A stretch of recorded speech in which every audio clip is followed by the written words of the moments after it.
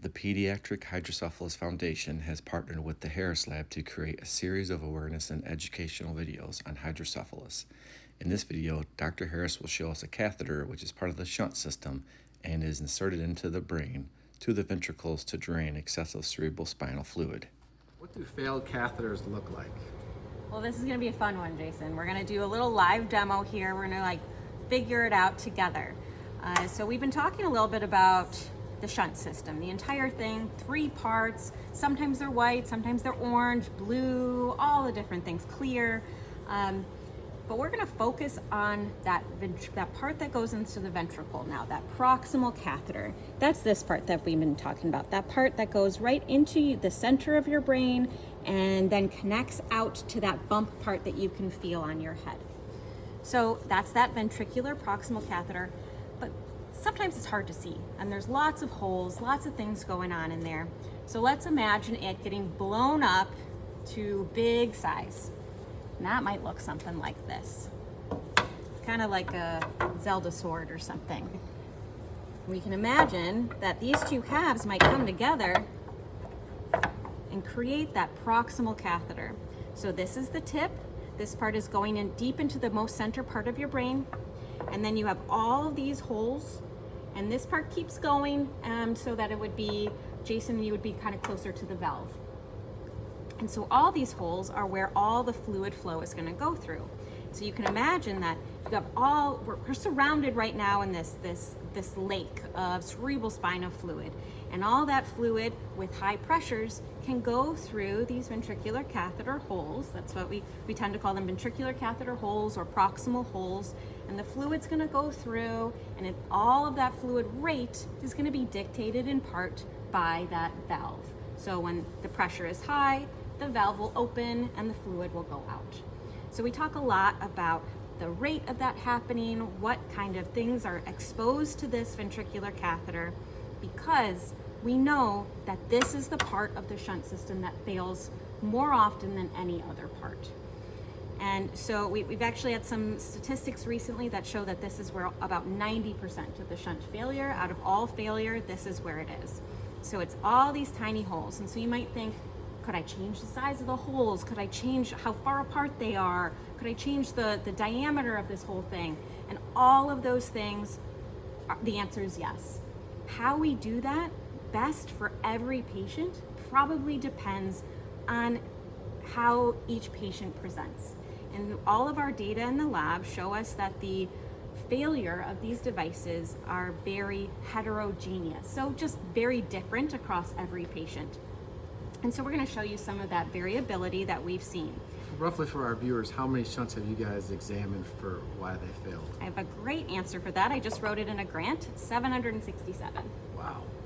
Yeah, so we collect them from centers across the United States and some in North America. And we want to just kind of look at really how and why the ventricular catheter specifically is failing, so that we can then say, how do we stop that from happening? What's the best way? Maybe there's subsets of patients that have those smaller ventricles that we saw earlier.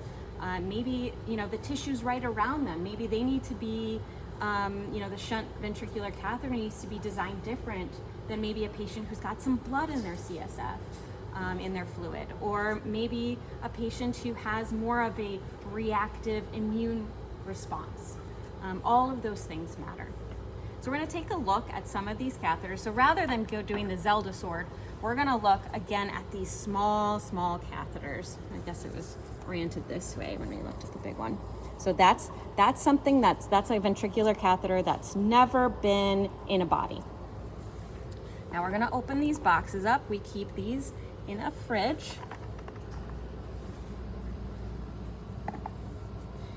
And we are going to add, this is just a little buffer solution, kind of like salt water.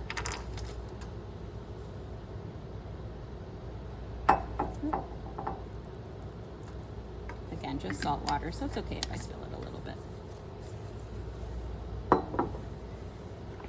And these are actual catheters that have come out of patients. So this is the real deal here. We cut them down to size just so that they can fit inside these little tubes.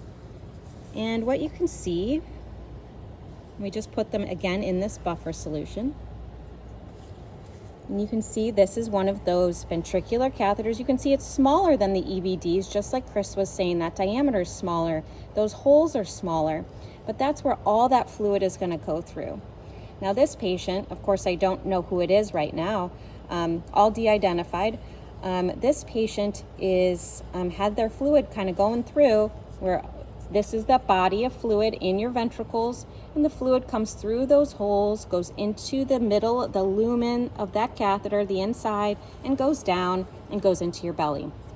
But you can see with this one, we have this big white stuff here. Almost looks kind of like toothpaste stuck to your toothbrush if you don't clean it very well. And you can see it's just a big tissue mass, and there's this little red line here, and that's some blood.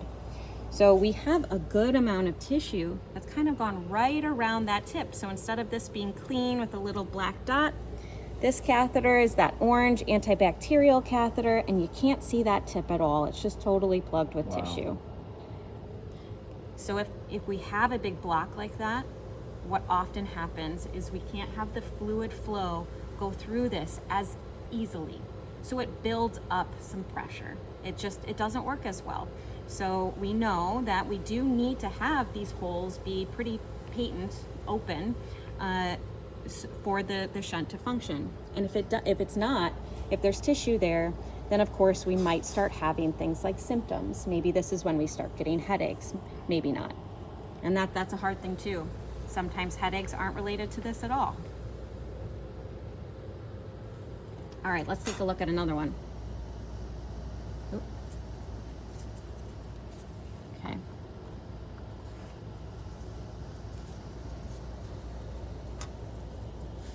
So this is a white catheter, just like the one that we have here that has had nothing on it. You can see this one has a big tissue mass again. This time the mass looks a little bit different. And this is when I say that these are all heterogeneous, it's because a lot of these tissue masses just look really different. So this one has, instead of having that one red line with a big white chunk, now we're seeing some white chunk here, but then attached to that is this big kind of like hairy cauliflower piece. I wouldn't want to eat that, no thank you. And that is very likely what we call the choroid plexus.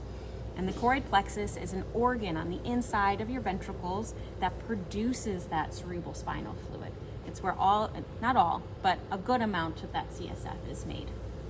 And it's okay, I want to just at least say that this patient is not hurting because that chunk came off. It's not going to hurt the patient at all, but it is significant enough where we want it to stop happening when we design our catheters in the future.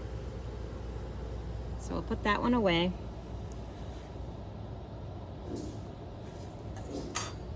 Okay.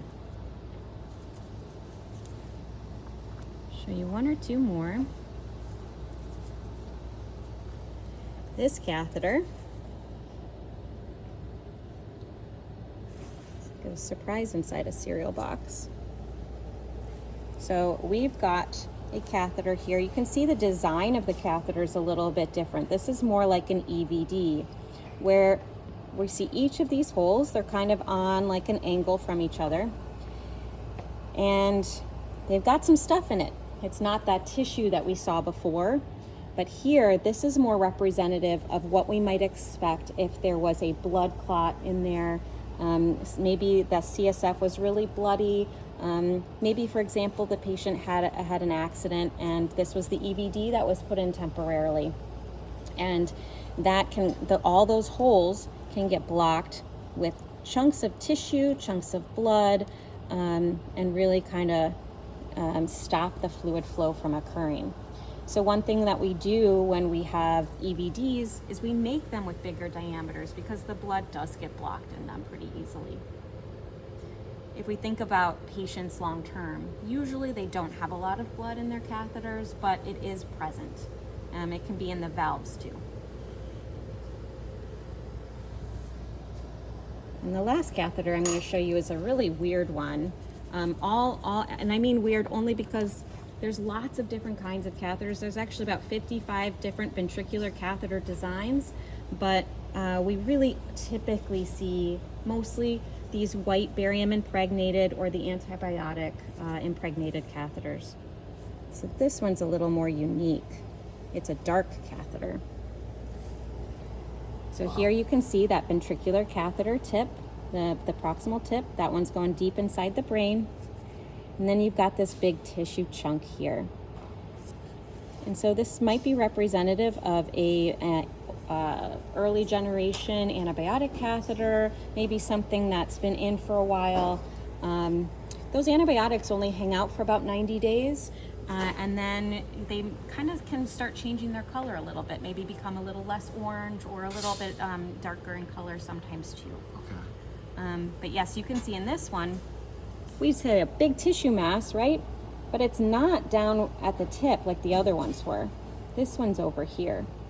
And so we might think maybe that was in smaller ventricles where, maybe it was surrounded by tissue. Or maybe it was right by that choroid plexus, right at the floor of the ventricles. But we don't know unless we match it up with the MRI, and we can definitely do that as we start studying more and more ventricular catheters. We can kind of match them up with patient data to really understand how they're failing. So then we can say, what were all those conditions for the patient? Why did they result in failure? And how do we stop that process from occurring? That's awesome. Thanks so much, Dr. Harris. Thank you. The Pediatric Hydrocephalus Foundation has partnered with the Harris Lab for this video collaboration. The Harris Lab is located within an integrated biosciences center of Wayne State University. The PHF would like to thank Dr. Harris, Principal Investigator, Chris Roberts, fourth-year PhD Chemical Engineering student, and Aaron Gonzalez, second-year PhD student of Chemical Engineering and Materials Sciences. Learn more at hydrocephaloskids.org.